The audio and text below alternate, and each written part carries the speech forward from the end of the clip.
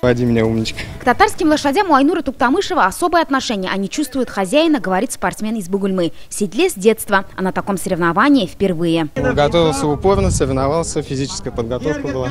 А вот Динар Хайбриев из Леногорска знает тонкости такой борьбы. Становился победителем в День коня в Арском районе. Я просто лошадей люблю, а уже на скачке не могу, у меня весовая категория не позволяет.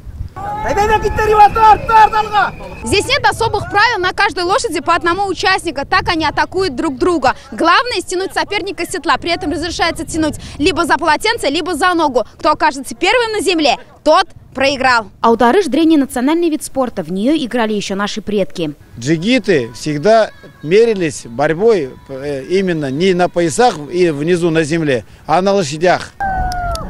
Сегодня показательные выступления гостей из Алтая. Специально на праздник приехали чемпионы и призеры Азии по национальным видам спорта. Борцы, палуаны не должны за шею лошади хвататься, за гриву. В основном они должны показать, на что способны.